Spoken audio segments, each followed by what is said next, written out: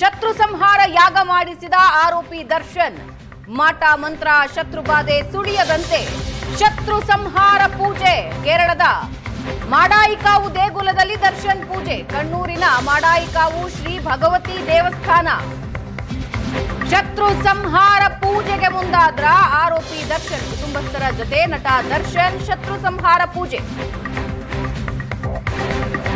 ಶತ್ರು ಸಂಹಾರ ಪೂಜೆಗೆ ಮಾಡಾಯಿಕಾವು ದೇಗುಲ ಪ್ರಸಿದ್ಧವಾಗಿದೆ. ಪೂಜೆಯಲ್ಲಿ ಪತ್ನಿ ವಿಜಯಲಕ್ಷ್ಮಿ, ಮಗ ವಿನೀಶ್, ಧನ್ವೀರ್ ಭಾಗಿ. ದೃಶ್ಯದಲ್ಲಿ ನೀವು ನೋಡ್ತಾ ಇದ್ದೀರಾ.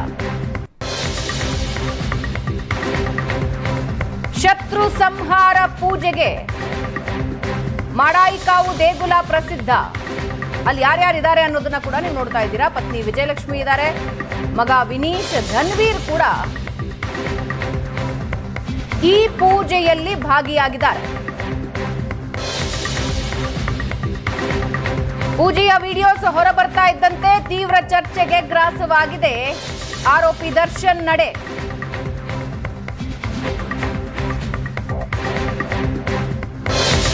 ಹಾಗಾದ್ರೆ ನಟ ದರ್ಶನ್ ಶತ್ರು ಸಂಹಾರ ಯಾಗ ಮಾಡಿಸಿದ್ದು ಯಾಕೆ?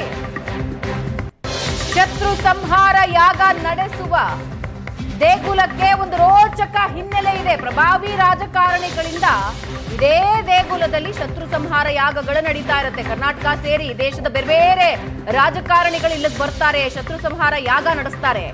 ಕಣ್ಣೂರು ಜಿಲ್ಲೆಯ ಮಾಡಾಯಿಕಾವು ಭಗವತಿ ಕ್ಷೇತ್ರ ಮಾಟ ಮಂತ್ರದಂತಹ ಶತ್ರುಬಾಧೆ ತಡೆಗೆ ಶತ್ರು ಸಂಹಾರ ಯಾಗ ಮಾಡಿಸಿಕೊಡುತ್ತೆ. ಕರ್ನಾಟಕ ಸೇರಿದಂತೆ ದೇಶದ ಹಲವು ಭಾಗಗಳ ರಾಜಕಾರಣಿಗಳು ಇಲ್ಲಿ ಬಂದು ಈ ಯಾಗ ಮಾಡಿಸ್ಕೊಂಡು ಹೋಗ್ತಾರೆ. ಹಾಗೆ ದರ್ಶನ್ ಕುಟುಂಬ ಸಮೇತರಾಗಿ ಧನ್ವೀರ್ ಕೂಡ ಜೊತೆಗಿದ್ದಾರೆ. ಶತ್ರು ಸಂಹಾರ ಪೂಜೆಯಲ್ಲಿ ದರ್ಶನ್ ಮತ್ತು ಕುಟುಂಬ ಭಾಗಿಯಾಗಿದೆ.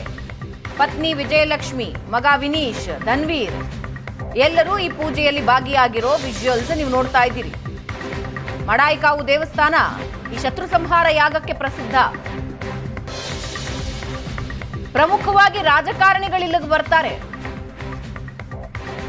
ರಾಜಕಾರಣದಲ್ಲಿ ಶತ್ರು ಸಂಹಾರ ಯಾಗಕ್ಕೆ ಮುಂದಾಗ್ತಾರೆ. ರಾಜಕಾರಣದಲ್ಲಿ ಯಾರ್ಯಾರು ಶತ್ರುಗಳಿದ್ದಾರೋ ಅವರ ವಿರುದ್ಧ ಅಥವಾ ಅಂತಹ ಯಾವುದೇ ಪ್ರಯತ್ನಗಳು, ಮಾಟ ಮಂತ್ರ ತಂತ್ರಗಳೇನಾದ್ರೂ ಆಗಿದ್ರೆ ನಮ್ಮ ಮೇಲೆ ಅದು ಸಂಹಾರವಾಗ್ಲಿ ಅಂತ ಇಲ್ಲಿಗೆ ಬಂದು ಪೂಜೆ ನಡೆಸ್ತಾರೆ.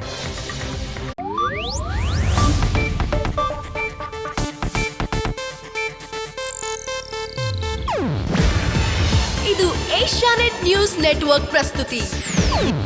ನೀವು ನೋಡ್ತಿದ್ದೀರಾ ಏಷ್ಯಾನೆಟ್ ಸುವರ್ಣ ನ್ಯೂಸ್.